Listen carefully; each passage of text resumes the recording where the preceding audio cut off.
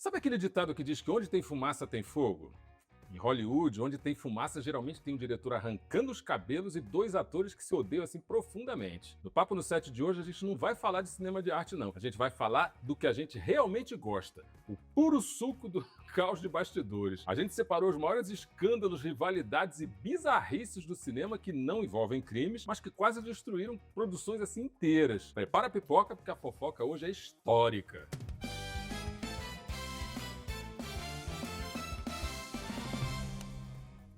Fala, galera do bem, e é isso. Para começar, a gente vai falar das patronesses do ranço. Bette Davis e Joan Crawford. Galera, elas se odiavam de um tanto que a rivalidade delas durou assim décadas. Mas o auge desse caos aí foi quando as duas decidiram trabalhar juntas no terror psicológico O Que Terá Acontecido a Baby Jane. Rolava ali uma cena de agressão física e a Bette Davis se empolgou tanto que ela acabou chutando a cabeça da Joan Crawford de verdade. O bagulho foi tão doido que a gravação parou e a Joan precisou ir pro hospital tomar ponto na cabeça. A internet adora contar que para dar o troco, a Joan Crawford encheu os bolsos do vestido da outra de pedra, de chumbo, para ferrar com as costas dela numa cena em que ela precisava ser arrastada. Mas vamos ser sinceros, né? Isso é fanfic de Twitter, né? De X, né? No figurino apertado de Hollywood, os bolsos iam rasgar no primeiro segundo. A Joan Crawford, na verdade, ela foi muito mais refinada nessa vingança. Sabendo que a Bette Davis ela tinha problemas crônicos na coluna, a Joan simplesmente usou a técnica do peso morto. Na hora da ação, ela relaxou o corpo inteiro, sabe? Ela travou os calcanhares no chão e ela se recusou a dar qualquer impulso para ajudar no movimento. Ela se transformou num saco de batata de 60 quilos.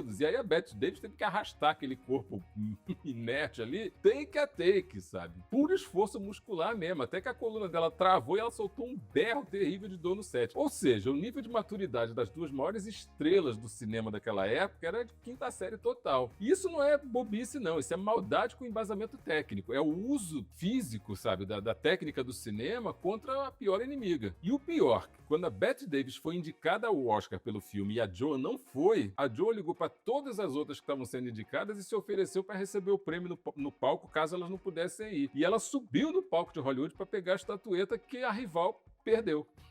Isso sim é dedicação ao ódio. E se tu acha que o teu trabalho é estressante, tu não faz ideia do que foi o set de A Ilha do Dr. Moreau. Esse filme ele é considerado um dos maiores desastres da história, e a fofoca aqui é bizarrice pura. Primeiro foi o ator Val Kilmer, né, que ele resolveu ser a pessoa mais difícil do mundo. Ele brigava com o diretor original, ele se recusava a dizer as falas, ele chegou a queimar a bochecha de um cameraman com cigarro. O diretor foi demitido, né? 3 dias depois o cara foi colocado na rua. Daí contrataram outro diretor, e aí foi a vez do lendário Marlon Brando, que resolveu que simplesmente não ia decorar texto. Ele usava um ponto eletrônico, né, no ouvido para que os assistentes dele dissessem as falas para ele e tal. Só que aí tinha um problema. O ponto, ele às vezes sintonizava na frequência da polícia local e o Brando, do nada, ele começava a repetir chamados de assalto a banco, isso tudo no meio da cena. Agora, se você achava que o seu chefe tinha manias estranhas, imagina o que é trabalhar com Tom Cruise no reboot fracassado de A Múmia. Dizem as boas línguas que a equipe técnica e os figurantes receberam ordem estrita. Ninguém podia olhar direto nos olhos de Tom Cruise enquanto ele passava pelo set. Se ele percebesse alguém olhando, o clima pesava. E se já não bastasse, o contrato dele garantia controle criativo quase que absoluto, ou seja, ele ditava o tempo de tela de todo mundo, as posições de câmera e até o tom do marketing. Por outro lado, as más línguas dizem que ele transformou o que deveria ser um filme de terror de monstros em um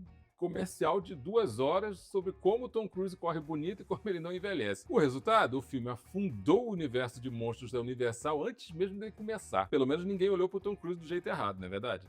Isso aí é fato. E esse aqui parece ficção, mas rolou de verdade. Gravar Titanic já estava sendo um inferno gelado por causa do diretor James Cameron, né? Porque ele exigia que os diretores ficassem ali boiando dentro da água fria por horas a fio. Mas o pior dia não teve nada a ver com esse iceberg aí, não. Na última diária de filmagens, que foi lá na Nova Escócia, alguém da equipe, né, que nunca foi descoberto, resolveu se vingar daquelas condições de trabalho ali absurdas e acabou batizando a sopa de frutos do mar do buffet com PCP, que é um barato alucinógeno pesadíssimo conhecido como pó de anjo. Mais de 50 pessoas da equipe, incluindo o ator Bill Paxton, foram parar no hospital, tendo alucinações assim bizarras. Dizem que o James Cameron ele só percebeu que tinha alguma coisa errada quando ele viu os membros da equipe fazendo trenzinho pelos corredores do hospital e rindo do nada, assim. O Leonardo DiCaprio e a Kate Winslet, eles só escaparam dessa pegadinha aí porque eles resolveram comer num restaurante naquele dia. Sorte de campeão, né?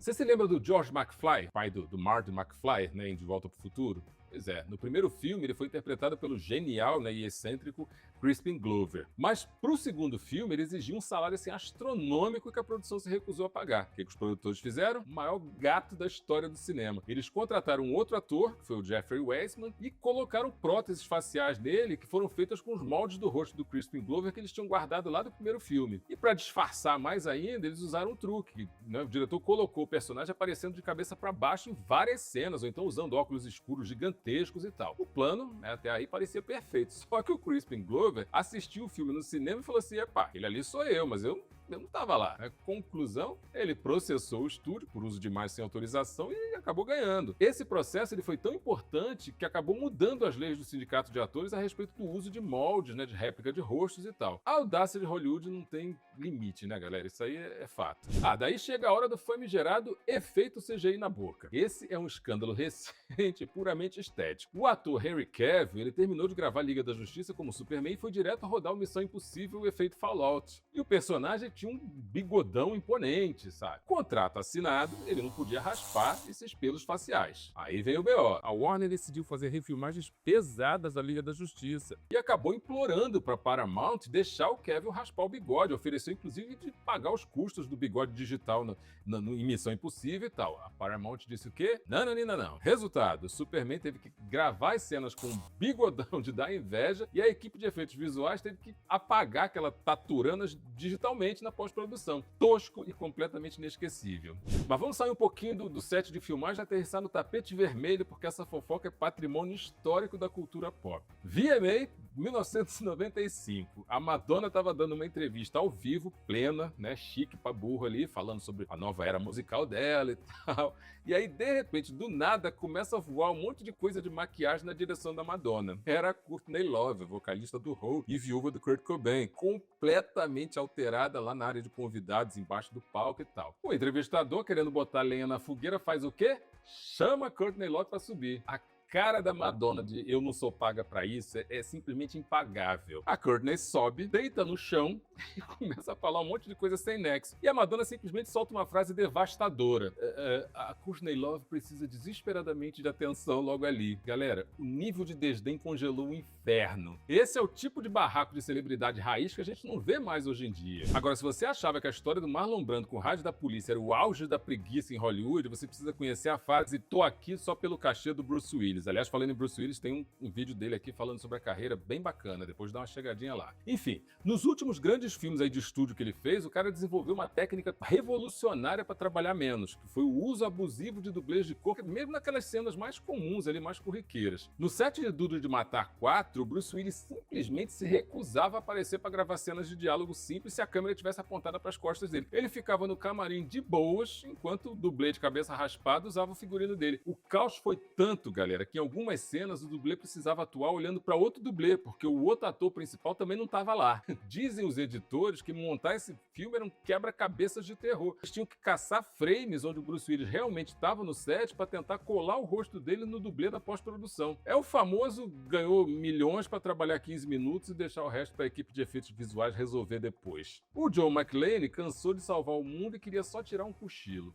Continuando a falar dos sets amaldiçoados, um quebra-pau assim clássico dos anos 90. O diretor David Russell é conhecido na indústria por ter um temperamento, digamos assim, nuclear. No set de Três Reis, ele estava um dia daqueles assim bem esquisito, berrando, humilhando todo mundo, os figurantes, a equipe técnica, enfim. Aí o galã supremo de Hollywood, né, o George Clooney, que não é de levar desaforo para casa, não aguentou ver os operadores de câmera e assistentes sendo esculachados ali e foi tirar satisfação.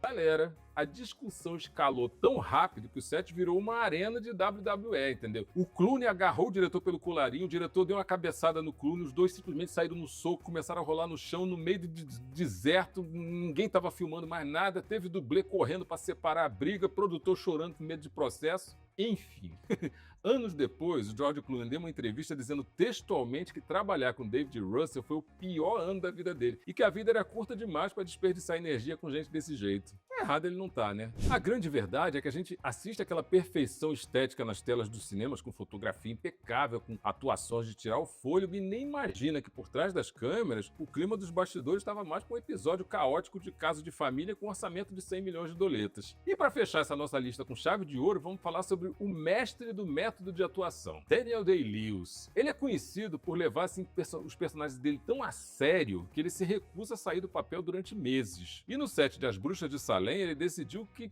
viver em 1996 era moderno demais. Aí o que ele fez? Se mudou para o set de filmagem, que era uma réplica de uma vila do século XVII, e morou lá sem eletricidade, sem água encanada, enfim. Ele não tomava banho de chuveiro, ele usava só a roupa de época que ele mesmo costurava, ele se recusava a usar qualquer tecnologia, mas o auge do absurdo foi o transporte. Enquanto o elenco inteiro e a equipe técnica iam para as locações de carro, de van com ar-condicionado, o Daniel exigia ir andando a cavalo ou então puxando uma carroça. A equipe ficava horas esperando o cara chegar no set, porque ele estava cruzando os campos montado no pangaré, sabe? Espantando mosquitos e recusando carona também. As caronas iam passando e ele ia dizendo não. Galera, é muito capricho artístico, sabe? É genial, mas deve ser um teste de paciência para qualquer produtor. E com o cavalo do Daniel Day-Lewis, né, sem trocadilhos, a gente fecha o nosso top 10 de caos e absurdos de Hollywood. Agora você me conta aqui nos comentários, se fosse você o diretor de uma dessas obras, qual dessas estrelas aí você baniria do teu set para sempre? Deixa aquele like maroto aqui para valorizar o nosso trabalho de investigação da fofoca